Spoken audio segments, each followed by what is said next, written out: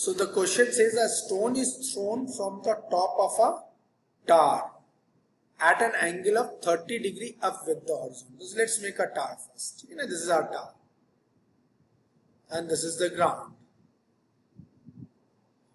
So this is the tower and this is the ground. So, and what is the height of the tower? The height of the tower is not given to us. So let me just take the height of the tower to be h. So a stone is thrown from the top of a tower at an angle of 30 degree. तो यहाँ से तुम क्या कर रहे हो? कोई एक स्टोन को फेंक रहे हो. कितने एंगल पे फेंक रहे हो स्टोन को? At an angle of 30 degree up with the horizontal. तो ये horizontal line है. इससे कितने डिग्री के एंगल में फेंका तुमने? 30 डिग्री. तो इस स्टोन का जो पाथ होगा बेटा वो कुछ इस तरह से चलेगा और ये ऐसा पैराबोलिक पाथ लेके वो कहीं ग्राउंड पे आकर क्या करेगा? स्ट्राइक डाउन करेगा, हिट करेगा. अब क्वेश्चन क्या कहता है? क्वेश्चन कह रहा है कि it hits the ground after 4 seconds of flight. After how many seconds? 4 seconds of flight it hits the ground. तो ये 4 seconds of flight के बाद क्या करता है? ग्राउंड पे आकर हिट कर देता है. तो the stone remains 4 seconds in air. And the question asks us to calculate the height of the tower. We need to find out the height of the tower as well as the horizontal range. अब इस तरह के question में we need to study the x-axis motion separately as well as y-axis motion separately. तो मैं क्या करने वाला हूँ? यहाँ पे जो भी इसकी इनिशियल वेलोसिटी है कितनी दी हुई है? 16 मीटर पर सेकेंड. इसको रिजॉल्व करो. इसके दो कंपोनेंट निकलेंगे. एक हॉरिजॉन्टल डायरेक्शन में आएगा. ये कंपोनेंट कितना हो जाएगा?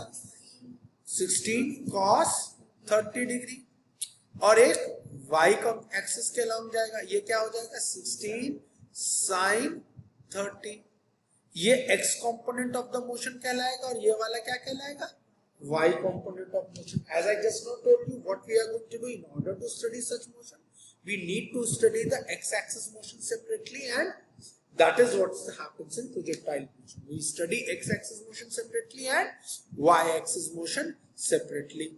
So let me divide the page into two parts, and let's say one side I am going to study x-axis while on the other side I am going to study y-axis. So here let's talk about x-axis motion separately. What is the initial velocity along the x-axis? We had found out just now. कितना है? 16 cos 30 degree. Now what is the value of cos 30 degree? जरा देखो. 16 into root 3 by 2 and that is 8 root 3 meter per second. x axis के along तो कोई acceleration लग नहीं रहा है. तो x एक्सिस का एक्सेलरेशन कितना है? 0. पार्टिकल ने x एक्सिस के अलॉन्ग या स्टोन ने x एक्सिस के अलॉन्ग कितना डिस्टेंस ट्रेवल किया है? स्टोन ने जो डिस्टेंस ट्रेवल किया x एक्सिस के अलॉन्ग वो इतना डिस्टेंस ट्रेवल किया है from this point where it was thrown. So let's call this distance as x. How much time it has taken in order to travel this distance? The time of flight is how much seconds? 4 seconds. Displacement equation पढ़ी है हम लोगों ने. Equation of motion में क्या थी displacement equation? S is equals to ut plus half at square irrespective of the axes. अब x axis में कितना डिस्टेंस ट्रेवल किया है? Let's call it as x. What is the initial velocity? We are calling it as 8 root 3. How much is the time taken? Time taken is 4 seconds plus half. Is there any acceleration along the x-axis? No, that is 0 into t square. Whatsoever the value of t was, this value has got nothing to do. So what is the distance traveled along the x-axis? 8 4s are 32 root 3 meters. या इसको calculator से solve करो, मुझे बताओ कितना आता है निकल के. So this comes out to be 55.4 meter. So what I have found? I have found out the displacement that the stone takes place in the horizontal direction. Now what we need to do? We also need to study the y-axis motion. अब y-axis motion के लिए सारा separately करेंगे. अब y-axis में ये motion को पढ़ने के लिए What is the initial velocity along the y-axis? Initial velocity along the y-axis is 16 sine 30 degree. And what is 16 sine 30? Sine 30 is how much? Half. And that comes out to be 8 meter per second. What is the acceleration along the y-axis? G? Is it upward or is it downward? So जब कभी भी downward होता तो हम लोग उसको किस sign के साथ लिखते थे? माइनस साइन के साथ. तो ये डाउनवर्ड होने की वजह से हमने क्या लिख दिया इसको? माइनस 9.8 मीटर पर सेकेंड स्क्वायर. जब ये बॉल ऊपर से नीचे गिरा तो displacement is in the upward direction, displacement is in the downward direction. Downward direction, so displacement sy will be taken as minus h.